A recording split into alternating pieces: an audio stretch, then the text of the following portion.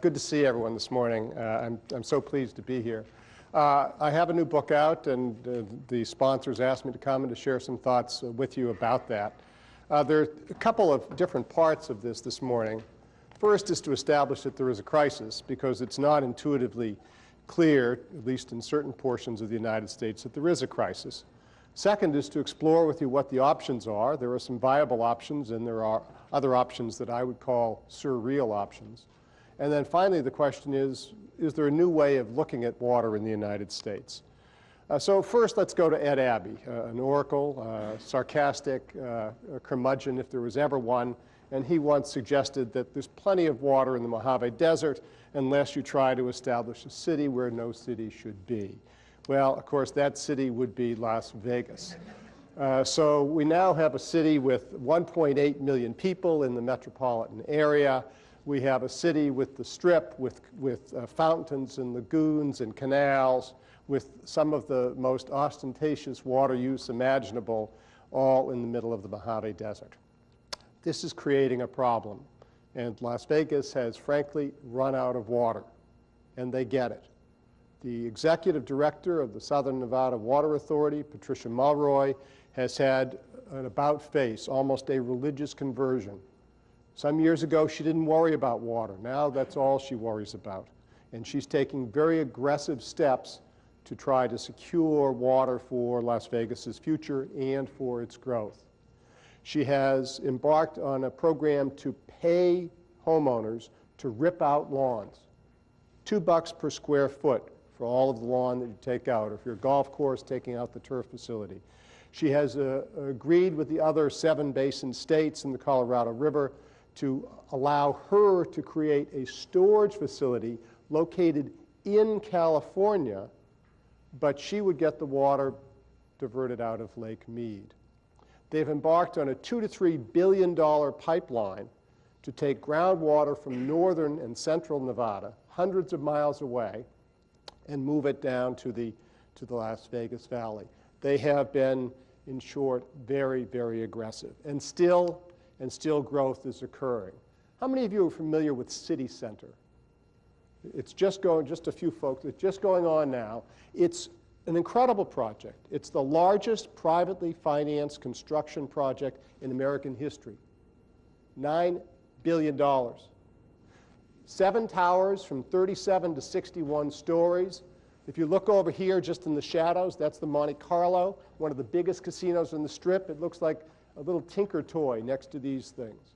At build-out, there will be 50 to 70,000 people living in this community. It's a city within a city growing up, not out, in the way that we sprawl elsewhere around the western United States. But still, what else is she going to do? Now I'm going to show you a little clip. This is a public service announcement that ran on Las Vegas television stations.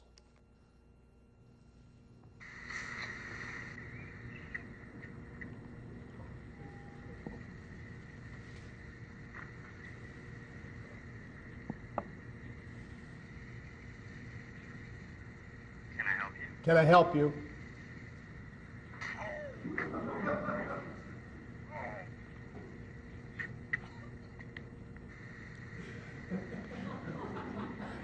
Define your watering schedule. Go to changeyourclock.com. Las Vegas has a different sense of what's appropriate for television than some communities. Okay, so she's threatening the residents with bodily harm, but what about the Strip? So she's taking out some pieces of lawn. But what about the canals and the fountains and the pirate lagoons? How can she justify that? Actually, she justifies it pretty easily. So when Steve Wynn, the developer of Bellagio, Wynn, and some other casinos, wanted to do the Bellagio fountain that we just saw the picture of, he said, look, I got to have a fountain, Pat. Don't tell me I can't. Tell me just how I can do it. And she said to him, are you prepared to double plumb the hotel?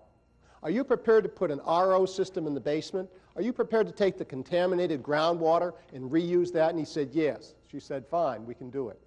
And that's what he did, and that's what every casino on the Strip has done since. It's all a mirage. It's all recycled water. What they have in the fountains and what they have elsewhere is recycled. The hotels themselves have low-flow fixtures, they have aerators, they have instant-on water measurements to avoid wasting water. The thing about the Strip that's really quite remarkable is it uses only 3% of Las Vegas's water, 3%, but it's the economic driver in the entire state. Farmers in Nevada use about 80% of the state's water, and they generate an economy that supports about 6,000 jobs. That's the same as a single casino. So when we look at the story of Las Vegas, we are looking into the future. It's not just an aberrant area where people gamble and do whatever. It's about how the United States is going to respond to this future crisis. So let me tell you a little more. One of our wisest founding fathers said that when the well's dry, we know the worth of water. He was wrong. We haven't grasped the worth of water. We Americans are spoiled. Get up in the morning, turn on the tap, and out comes as much water as we want for less money than we pay for cell phone service or for cable television.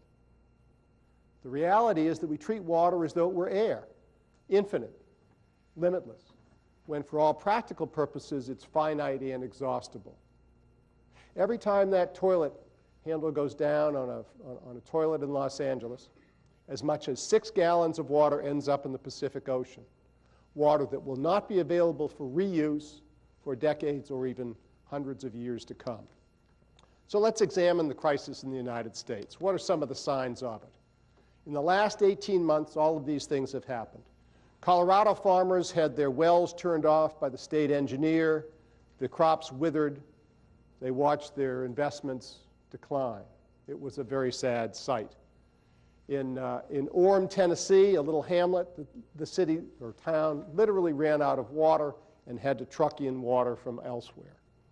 For Lake Mead, Scripps Institution scientists have predicted that the supply of water from Mead for Las Vegas, for Phoenix, and Los Angeles could go dry by the year 2021. A company in South Carolina, Bowater, a paper company, closed its doors, fired hundreds of workers. It could no longer operate. There was not enough water in the river for them to release their flows.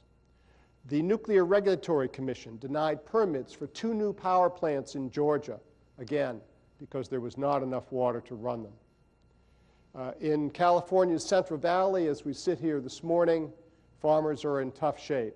Some farmers have cut the tops off of perfectly healthy avocado trees in a pathetic effort to keep them alive. Lake Superior, the largest of the Great Lakes, is too low to float fully loaded cargo ships, requiring the offloading of hundreds of tons of cargo and dramatically increasing the costs. Off the coast, the Pacific coast of California and Oregon, the commercial fishing season has been canceled for 2 years in a row, idling hundreds of boats and decimating fishing communities in both states. In the West, 3 states have denied permits for new power plants on the ground that there was not enough water to run them. In Riverside, California, scores of residential and commercial projects have been canceled, again, for lack of water. And Atlanta came within 90 days of running out of water. Now, what's remarkable about this litany is that I'm not talking to you about environmental issues. This is not about endangered species or low flows or dried up rivers or harmed habitat or things of this sort. This is all about economics. We may fret in the United States about running out of oil, but water lubricates the American economy just as oil does. Let's talk a little bit about Atlanta. Anyone from Georgia? No one from Georgia. One person. Georgia uses water as though it were indeed limitless. But this is the principal water supply from Metro Atlanta, 4.5 million people. So what did they do in the midst of this drought? Well, the first thing they did is the governor played the blame game. He blamed the federal government. He blamed the regulators, the Army Corps of Engineers, and the way that they released water from Lake Lanier. The blame game is always successful. State politicians know that the feds don't vote. You can't lose with a constituent by blaming the feds.